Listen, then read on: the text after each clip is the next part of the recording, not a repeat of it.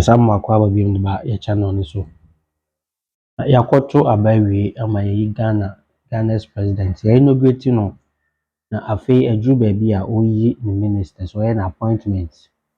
Na some ministers bi odi kan some appointments bi a no they are on the stage a vetting. Na vetting national na minority leader. The new minority leader Afenyo Markins in or can some or through some questions be to these appointments are John Dramani Mahama, the president-elect of the Republic of Ghana in the next 4 years, an appointment or he said before the minister be able study and buying government be a president be appointing ministers, they pass through the vetting process. Now vetting na ekoswa Afenyo Markins and wama nkofo hihye omo pa na yensem men beko be a vetting no ne akofa ne life e dey abrem ti yenko inkutie in some way because Wabra Afenyo Markins evete the ministerial appointees of the president na John Dramani Mahama.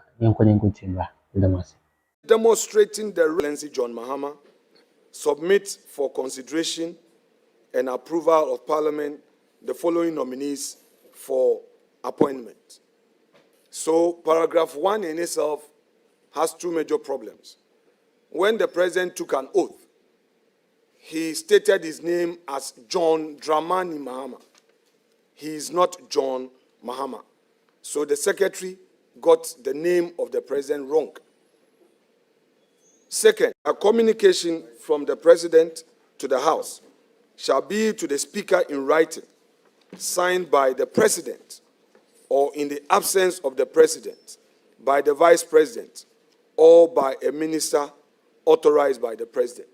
So where from this letter from the secretary to Parliament. So ab initio, President Mahama's government has breached the standing orders of this House. He failed to write directly to Parliament. He got his secretary to write to us. And even so, that letter from the secretary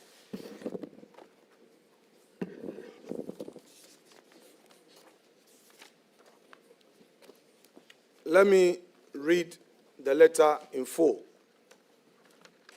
The letter is a letter that is not referenced. This is coming from Jubilee House. A letter that is not referenced, coming from Jubilee, without any reference. And it's addressed to Right Honorable Speaker, dated the 9th of January, 2025. Nomination of ministers for parliamentary approval. In accordance with Article 78(1) of the Constitution of the Republic of Ghana, I hereby, on behalf of His Excellency John Mahama, submit for consideration and approval of Parliament the following nominees for appointment. So, paragraph 1 in itself has two major problems. When the president took an oath, he stated his name as John Dramani Mahama. He is not John Mahama. So the secretary got the name of the president wrong. Second, he says that he is doing so on behalf of His Excellency the President. He cannot. The letter should be properly constructed to state that he has been authorized. That is if we decide to even waive our the 65(1). He cannot just get up and say he is writing on behalf of the president. He doesn't have that mandate to do so. Then the letter did not also comply with the usual salutations that accompany such letters. These are supposed to be very diplomatic letters, and there are standards. Perhaps because the secretary is yet to go to Jubilee House proper, we'll pardon him because these things is supposed to follow due process. And then he ends by saying attached are their curriculum vitae and supporting document for vetting.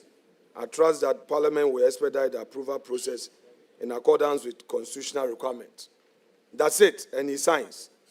No, yours sincerely, yours faithfully. He only signs, and then instead of proceeding to say that the president takes this opportunity to extend to Right Honorable Speaker his assurances of the highest esteem or consideration, all these things are missing. And we wonder why he had to do such an informal thing.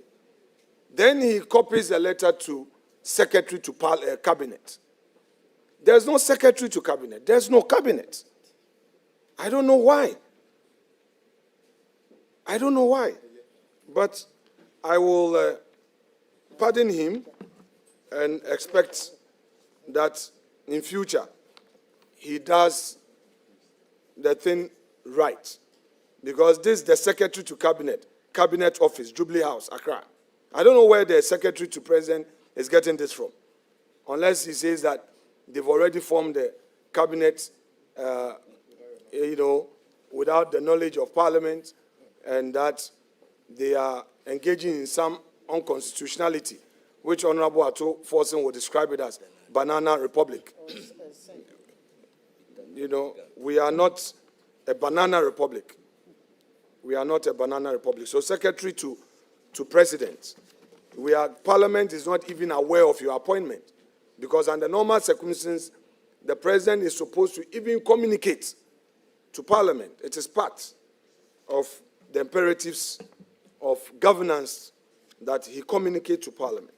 So that is issue one. Issue one.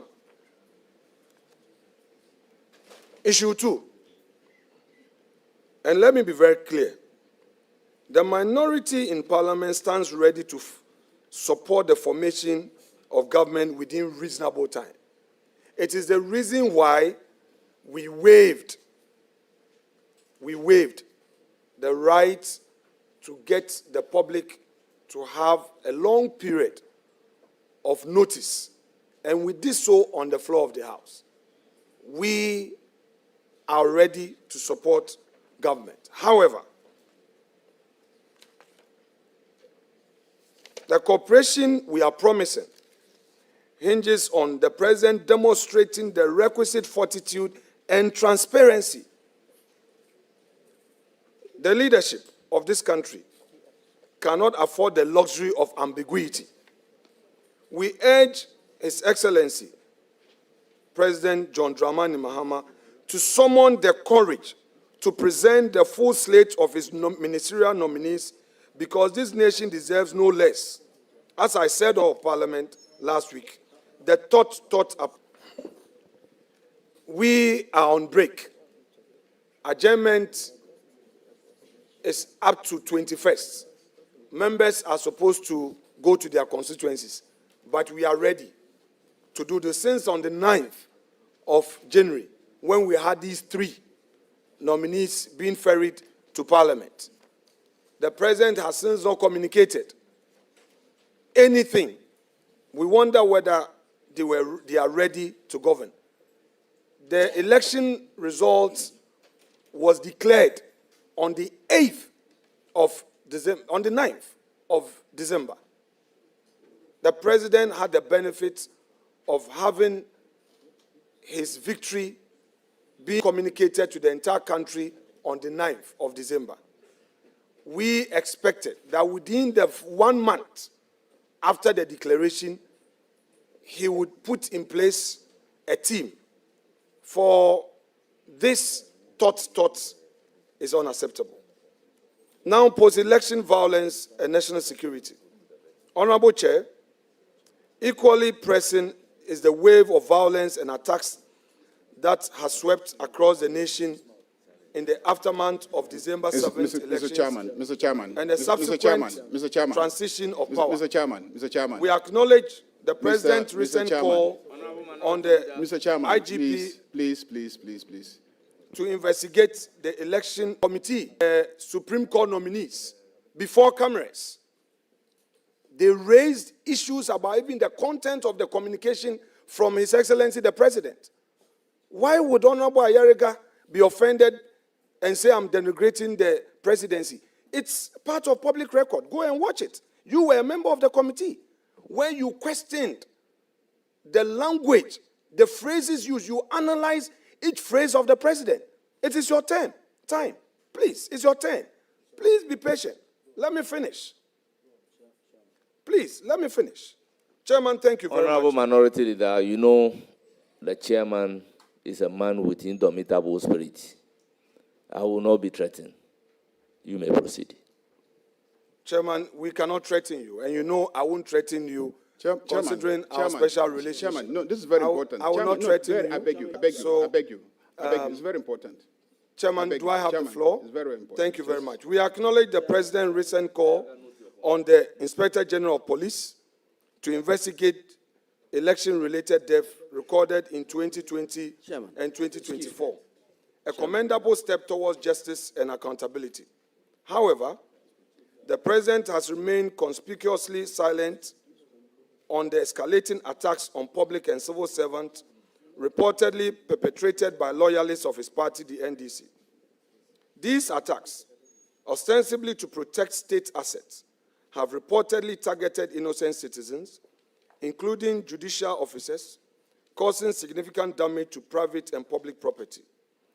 A deafening presidential silence in such troubling moments risks being construed as tacit endorsement of criminality. We make this point well aware of his earlier call for calm when he was president-elect. The concerns raised by the Civil and Local Government Staff Association of Ghana, CLOSA, regarding these attacks cannot be ignored, nor can we overlook the apparent failure of the police to suppress the situation and prosecute offenders.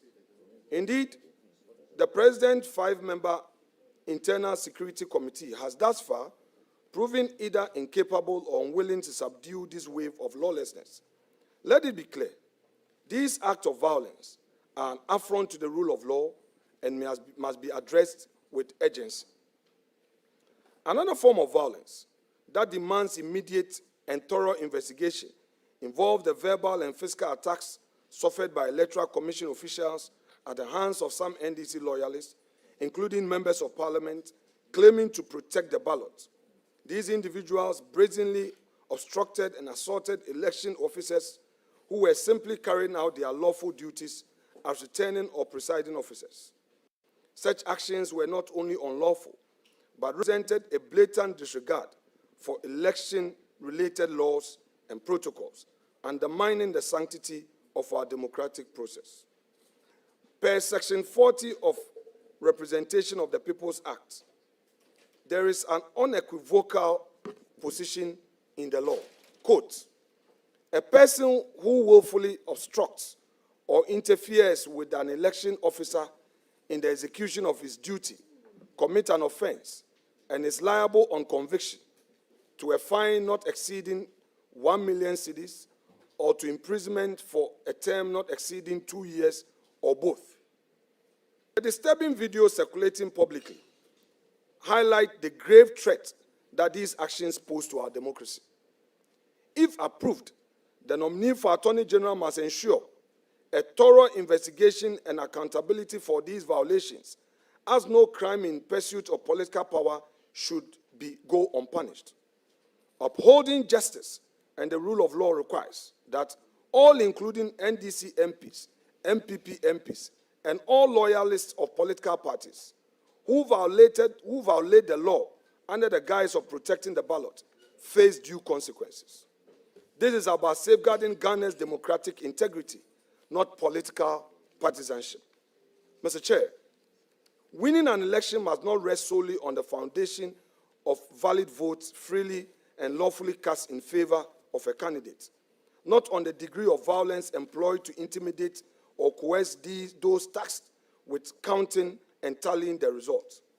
Elections are the ultimate expression of the people's will, and any attempt to subvert this sacred process through intimidation or force undermines the very essence of democracy. Such actions cannot and must not be tolerated in a nation committed to justice, fairness, and the rule of law.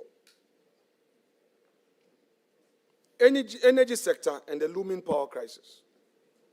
Turning to the energy sector, it is deeply concerning to hear that the new administration attempting to shift blame for a so-called looming power crisis onto the previous government. Let the record clearly reflect the economy. These taxes include those who meet the highest standards of competence and character are entrusted with the reins. I, Kasiel Atoba Forson, swear by the Almighty God. swear by the We want to assure you of our fullest cooperation in this endeavor, and also pray that you indulge us in all matters that we will raise for the good of our country and the governance of our country. Chairman, committee members, our distinguished colleagues of the 9th Parliament of the 4th Republic, as we convene this most solemn and consequential duties entrusted to us by the Constitution, the scrutiny of nominees for ministerial appointment. This process, developed by Parliament in fulfillment of its constitutional duty under Article 78 of the 1992 Constitution, is neither a ceremonial or perfunctory. It is an essential pillar of our democracy, designed to ensure that those called to high office are not only qualified, but are also prepared to serve with integrity, vision, and an unwavering commitment to the national interests.